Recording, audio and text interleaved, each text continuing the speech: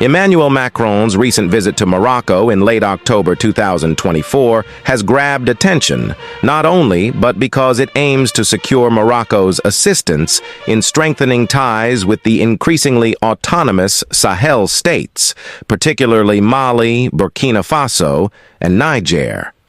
What is even shocking is due to the complex layers of strategic interests underpinning this outreach. Macron reportedly appealed to King Mohammed VI to act as an intermediary, hoping Morocco's stable relations in the Sahel region could help mend the strained ties that France faces with its former West African allies. But why? Why is France so interested in Francophone African countries if not to continue extracting resources? See, Macron's visit isn't just about diplomatic mending. It highlights France's larger struggle to maintain influence in Africa, with the Sahelian countries turning away from French involvement and increasingly collaborating with new allies like Russia and China. Macron is now acting to praise on behalf of Sahel. Does he really need to do this?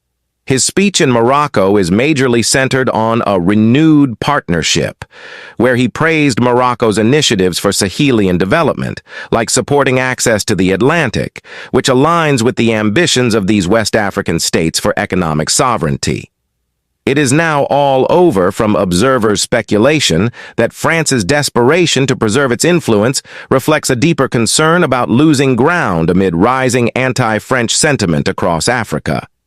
On the military and economic fronts, France is looking to solidify Morocco as a cornerstone ally in the region. A potential defense deal on the table underscores France's aim to shore up strategic ties with Morocco, partly as a counterbalance to Algeria, which has aligned with Sahelian governments that reject French interference. You see, the deal could also support joint defense initiatives that would serve French interests in the Sahel indirectly by bolstering Morocco's regional security footprint. So, as Macron now seeks Morocco's support to ease this growing resentment, yet we must ask, why is France finding it so hard to let go? Has the quest for influence in Africa become so ingrained that Macron feels compelled to turn to Morocco, an African nation, as an intermediary? This scenario raises another question.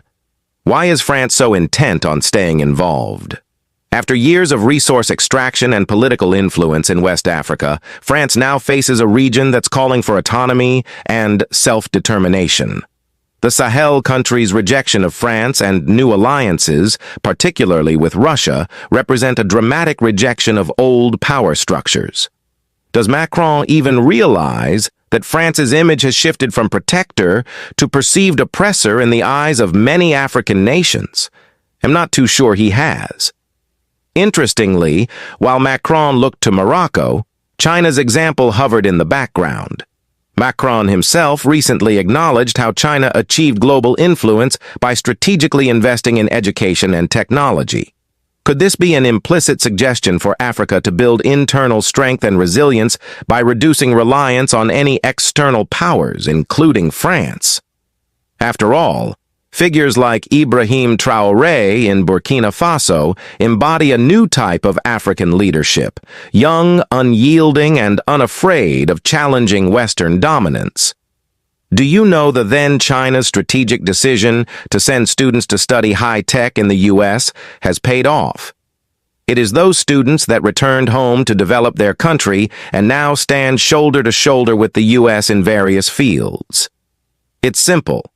Africa can draw inspiration from this approach and the recent emergence of Ibrahim Traoré, the continent's youngest significant president. By investing in education and leveraging international knowledge, Africa can replicate China's success and accelerate its own development. Charles Chidi Paradise remarks to China New International Airport. This is the time now for Africa to rise Africa will be great, Africa must be great, and it will only be great if we choose to spiritually decolonize our minds, our hearts, and culture, because it is only then that Africa will be a great continent. God bless you. That's exactly what is happening in Burkina Faso. Even recently, Burkina Faso recently made an incredible leap in healthcare, thanks to President Ibrahim Traoré's efforts to bring world-class medical equipment to the Tangan-Do University Hospital. This new technology means that Burkinabe people can now get cancer treatments and advanced diagnoses without leaving the country, saving them the time, cost, and hardship of traveling abroad. At the heart of this improvement is the hospital's Cancerology Center, equipped with a true-beam radiotherapy machine, one of the best in the world for treating cancer. This machine lets doctors perform very targeted treatments, making the process more precise and often less harsh on the patient. Nearby, the Nuclear Medicine Center now has a gamma camera, which doctors use to find diseases earlier. With these tools, Burkina Faso joins the few African countries with access to such advanced care, offering hope to those facing serious health conditions. But it's not just about new machines. The government is also building a neurosurgery unit to treat complex brain and nerve cases in Burkina Faso.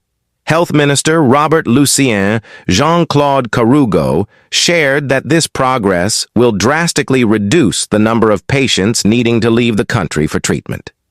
With additional infrastructure support, like better roads to the hospital, these facilities will be more accessible to people across the nation.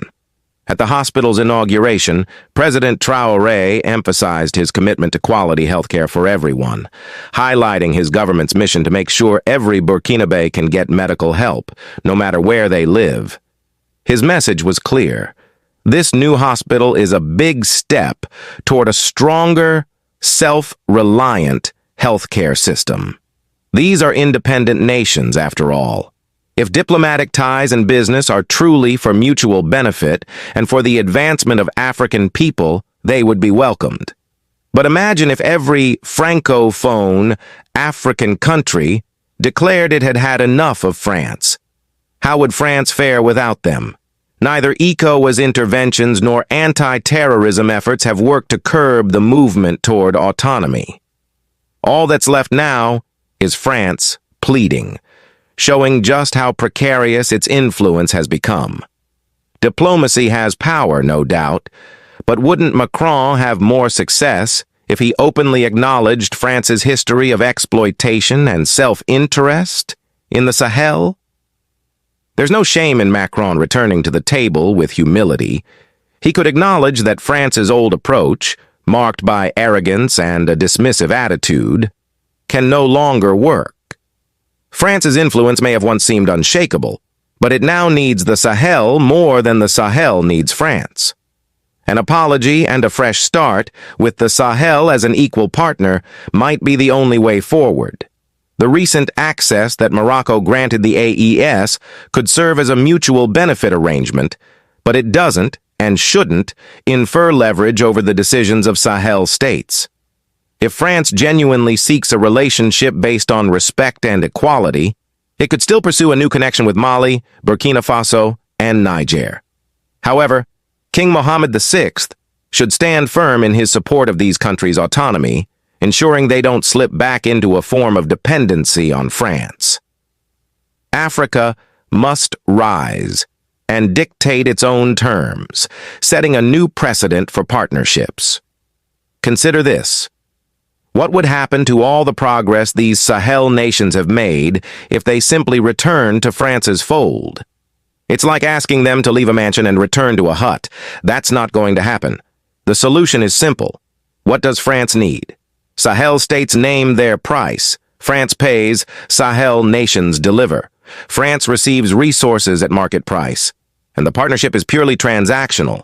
No power play, no coups, no underhanded tactics. If France is serious about a renewed partnership, this is the path forward. Straightforward trade.